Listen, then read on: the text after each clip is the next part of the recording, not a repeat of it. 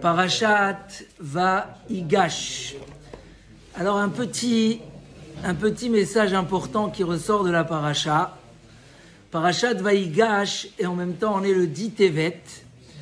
Et on vient de dire que pourquoi on jeûne ce jeûne-là? Pourtant il est écarté de la destruction du temple, qui est dans le mois de Av, Tammuz et Av, parce que c'était le début du siège de Nabucodonosor. Et là, je crois qu'il y a un message que Chachamim voulait nous faire passer. Et on le retrouve dans la paracha de cette semaine. Il y a un homme, quand il rentre dans un problème, dans une difficulté, dans une épreuve, dans une contrariété, alors il y a comme un esprit comme ça, que l'homme y rentre dans le problème, comme si qu'il rentre dans un tunnel. Et le problème devient, la situation devient tout noire, et l'homme ne voit pas les solutions simples qui se trouvent autour de lui pour sortir de ce problème. Tout simplement, il y a, comme on dit, conduire dans la caisse et à l'intérieur de la caisse. Il y a une publicité sur les voitures. Cette marque, c'est conduire Michutz la Koufsa. Vous avez vu cette publicité? Ça veut dire, des fois, on te dit, tu arrives à conduire, mais tu es en dehors du renfermement où tu te trouves en principe à l'intérieur. Avoir cette chokhmah-là, que quand on se retrouve dans une situation compliquée, que ce soit avec une personne ou avec soi-même, ou avec un problème, on peut avoir la capacité de sortir et de voir les choses par l'extérieur et trouver des fois des solutions très simples. Souvent, c'est les midotes d'un homme qui ne le laissent pas voir, parce que quand il rentre dans la colère ou dans la contrariété, alors il s'aveugle. Il y a comme un aveuglement qui ne permet pas à l'homme de voir où sont les solutions. Et là, dans la paracha de cette semaine, on voit 2 points. Le premier point, Vayigash Elav Yehuda. Yehuda se retrouve avec un très grand problème face à Yosef. Yosef, avec son intelligence, il a tout mis en place pour que les frères ne puissent pas échapper au problème. Il a caché le verre magique dans la sacoche de qui? De Binyamin. Et Yehuda s'était engagé par son monde futur qu'il va ramener Binyamin. Et quand on est venu, on les a soupçonnés de voleurs. Ils ont tout de suite dit, mais si c'est quelqu'un de nous qui a volé, alors il sera condamné à mort. Et nous, on sera des serviteurs. Et finalement, on trouve le verre magique de Yosef dans la sacoche de Binyamin. Et Yosef, il dit, qu'est-ce qu'il reste à faire? Binyamin va être mon serviteur. Et là, les frères se trouvent dans une situation incroyable. Alors, le but de Yosef n'était pas de faire souffrir ses frères, mais c'était de leur faire comprendre l'erreur qu'ils ont fait, pour qu'ils fassent tchouva. Et surtout, pour qu'ils puissent accomplir les rêves les prophéties que Yosef leur avait dit qu'ils devaient se prosterner. Et là, comment Yehuda, qui est la malchoute, la royauté, et la royauté, c'est d'abord la royauté de soi, a pris patience dans une situation tellement difficile. Il a dit à Yaakov Avinu, Imlo avi einu elecha, si je te ramène pas Binyamin, vechatati leavi kol hayamim, je serai fauteur envers toi tous les jours, baolam hazeh ou baolam haba, dans ce monde-là et dans le monde futur. Quelle colère! Et Yehuda avait la capacité de se mettre en colère.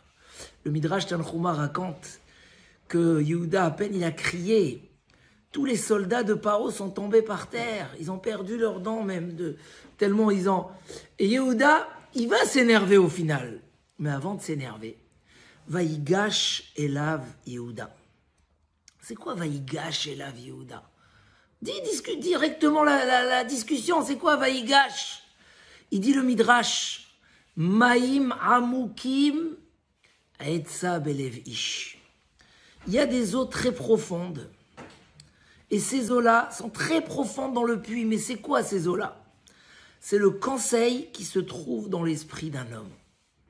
La sagesse pour comprendre et trouver le vrai conseil, c'est quelque chose qui est profond. On ne peut pas le retrouver facilement. Ve'ishtevunot idelena. Un homme sage, c'est un verset, un homme sage arrive à puiser. Il dit le Midrash Yehuda. Il a pris des petits morceaux de fil et il a attaché l'un à l'autre, jusqu'à qu'il a réussi à faire descendre le seau au fin fond du puits et puiser de l'eau. Il a vu devant lui un homme très intelligent qui les a fait tourner dans une situation incroyable. Yehuda, il est venu, il a dit à Yosef, mais qu'est-ce que tu voulais de nous? Tellement de questions, tellement de choses. On dirait que tu voulais te marier avec quelqu'un de notre famille. Qu'est-ce que tu attendais de nous? Mais Yehuda, qu'est-ce qu'il a fait? Il a réussi à pousser Yosef jusqu'au moment où Yosef, il dit « Ani Yosef, c'est moi Yosef ». D'après ce Midrash, et comme ça Mashma, et comme ça dit Rav Yerucham, en fait, la chokhma de Yehuda, la etza, le conseil, c'est qu'il a pris patience et recul dans la situation. Patience et recul sur la situation pour voir les choses avec intelligence et réussir à rentrer à l'intérieur. Et là, il a réussi à faire que Yosef n'avait plus de sortie. Et il a dit la vérité à Yosef. Le message, dit Rav Yerucham, un message extraordinaire. Un homme, dans la situation de Yehuda, il est embarqué dans tellement son esprit se ferme totalement. La colère, la haine, la peur, tout ça, ça rend l'homme un peu fou. Et l'homme n'a plus de solution. L'esprit n'arrive plus à réfléchir. Et comme nous dit le Chovot Alvavot, Akadosh Baruch Hu nous a donné le Sechel. Le Sechel qui réfléchit, c'est une bougie, c'est une lumière qui éclaire dans l'obscurité que des fois le corps et les caractères peuvent nous faire entrer.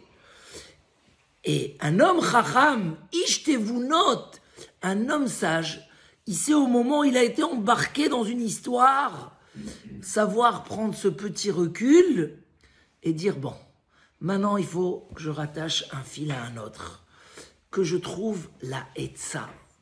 Toute la Torah, c'est des etzot. Il dit le Zohar HaKadosh que les 613 mitzvot, c'est des conseils qui nous font sortir de notre obscurité matérielle, de l'obscurité des caractères, l'obscurité des désirs. Un homme qui sait voir et qui sait trouver. Et là, le message, il est énorme. Des gens peuvent faire des erreurs très graves. Partout. Un homme qui a été embarqué dans un problème de shlom bayit. Ça y est, tu parles aux gens, ils te parlent comme des enfants de 2 ans, comme si que 2 enfants au Gan, ils sont en train de se disputer. Tu dis, Ribono shel olam, mais qu'est-ce qui vous arrive? Mais tu leur parles. Le monde entier, il est en train de les regarder dans un combat et une compétition, qui c'est qui va gagner? Ribono shel olam, tu es avec ta femme, vous avez un petit problème, essaye d'aller voir, qu'est-ce qui va pas en face de toi? Pourquoi? Qu'est-ce qui se passe? Pourquoi cet homme-là qui t'aime tellement, aujourd'hui, il s'est retourné contre toi? Pourquoi l'enfant qui est ton fils, à qui tu as tellement donné, pourquoi il est en train comme ça de te rendre malade? Il y a quelque chose. Mais le secret, il est profond. Et vu que nous, on devance notre colère et nos intérêts en avant, on est complètement aveuglé. Il y a des murs devant nous qui ne nous laissent pas voir la vérité. Et avoir ce petit recul, je me rappelle dans les Reb Gershon Zatzal, il disait, Rabbeinu, de Novardok, il ramenait au nom de Rav Aaron Baksht, que c'est Korach, après que Moshe il a essayé de le faire réfléchir. Moshe il a tout fait, Vaïsh Moshe Anav. Il voit Korach qui s'est embarqué dans une dispute pour la grandeur. Il lui a dit, bon, on va attendre demain matin. Il a essayé de laisser le temps. Il a essayé de donner des réflexions. Il est parti pour tenter le shalom. Il lui a laissé la nuit pour réfléchir. Il a vu que c'est impossible. Cet homme-là, on le laisse continuer. Il va tirer tout le peuple dans la guerre. Qu'est-ce qu'il a fait, Moshe Rabbeinu? Il a fait la plus grave punition qui peut exister. Il a demandé à la terre d'ouvrir sa bouche et d'avaler toute la famille de Korach. Il dit, si Korach, il avait pris un peu de temps à la veille pour réfléchir et de se dire, finalement, ça prend de l'ampleur, je fais bien ou je fais pas bien. Et comme ça, il dit sur beaucoup d'erreurs, des gens qui sont marqués même dans la Torah, que s'ils avaient cette chokhma, avoir cette sagesse, même si tu t'es énervé, même si c'est mal parti, mais toujours avoir cette chokhma, chercher où elle est la etza, où elle est la dvouna, comment avec un petit marche arrière et une petite réflexion logique, comment je peux sauver tellement de choses. On voit que même Yaakov Avinu, quand Shir la Ma'alot, Esa enay ele harim, mais aïn yavo Ezri. Yaakov, quand il est parti de chez Lavan, il a vu catastrophe. Il s'est dit, Hachem Ishmor, peut-être que Esav, il va venir, il va tout exterminer. Il a même divisé la famille pour sauver une partie. Et ça faisait allusion à ce qui va se passer dans la Shoah. Et dans le moment où le clan Israël, il est complètement en train d'être avalé par ses ennemis. Et Yaakov, après, il a dit, Ezri me'im Hashem, ose shamayim va'aretz. Première réflexion, peur, déstabilisation. Il n'y a pas pire que la déstabilisation pour amener l'homme aux plus grandes erreurs. Il dira Chaim Shmolevitz, partout dans l'histoire, quand tu vois des gens qui ont chuté de la montagne au ravin et au plus bas possible, comme on dit, Meigra Rama, les Bira Amikta, d'une hauteur à un puits profond, c'est quand il y a eu une déstabilisation, une perte. La faute du veau d'or, il y a eu une déstabilisation par le Satan qui a montré le lit de Moshe comme si qu'il est mort. À chaque situation, en général, quand tu es bien stable, le Yetzirah, il ne peut pas t'embobiner. Il est obligé d'aller à Yom, il essaie de te faire passer tout doucement. Un homme, il a besoin de garder sa stabilité. Yaakov Avinu, il a commencé à perdre stabilité. Mais Aïn Yavo Ezri, d'où je vais prendre de l'aide? Après, il dit le Midrash, Yaakov, il s'est dit, Ma anamovid savri min bari. Quoi, je vais perdre ma émouna de mon créateur? Je vais perdre ma foi? Mais j'ai un Kadosh Baruch Hu, j'ai rien à avoir peur. Ezri me'im Hashem, ose shamayim va'aretz. Il a repris du courage et il est parti avec la émouna, il s'en est sorti. C'est ça le message de Kihine Amlachim Noadu. Deux rois qui se sont rejoints. La paracha de cette semaine nous fait un message de c'est quoi la royauté. La royauté, c'est quelqu'un qui ne perd pas contrôle. C'est quelqu'un qui arrive à dominer la situation. Yosef, il a dominé la situation. Il a tiré ses frères doucement, doucement vers les messages qu'il devait comprendre. Mais derrière ça, Yehuda, c'est celui qui sait sauver la situation. Yehuda, c'est le symbole de la tchouva, du retour vers Akadosh Baruch Hu. Yehuda, il a dit, même si je suis très fort, en 2 minutes, on peut détruire tout l'Égypte. N'utilise pas la force. Prends du recul, réfléchis, et ce petit conseil, cette petite aïtza. Nos chachamim disent que quand les shvatim, ils ont vu ça, les frères, inivhalou mipanav, ils ont totalement tremblé de Yosef. On dit, oy lanu miyom adin, oy lanu miyom atochacha. C'est dans la paracha de cette semaine, que dans la Gemara là-bas, on dit, oy, qu'est-ce qu'un homme va répondre le jour où on va lui dire, on va lui faire les comptes de sa vie. Pourquoi tu as fait ci, pourquoi tu as fait ça? Qu'est-ce que l'homme il va répondre? Si déjà les frères, devant leur petit frère Yosef, quand il leur a montré la vérité, ils ont tremblé, ils ont perdu toute excuse et toute réponse. Alors quand un homme, on va venir à Yom Adin, et on va lui dire pourquoi tu as fait ça?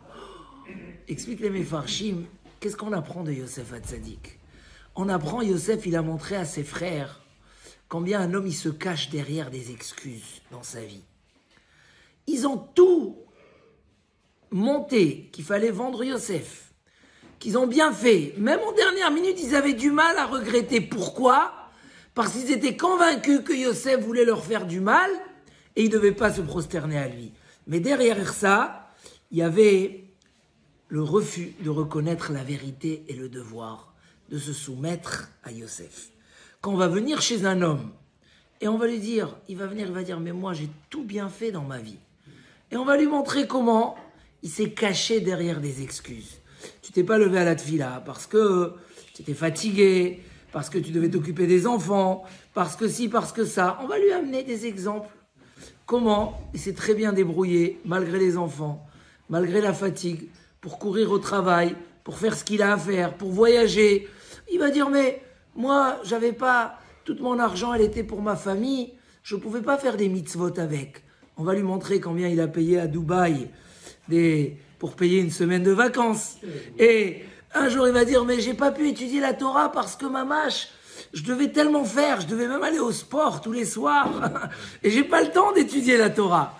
Il va dire, oui, pour le sport physique, tu avais le temps. Mais pour le sport de la Neshama, Chachamim, quand ils ont vu l'histoire des Shvatim, ils ont dit, ouais, qu'est-ce qu'on va répondre le jour où on va nous montrer que sur beaucoup de choses, on se cache derrière des excuses. Mais c'est quoi la solution?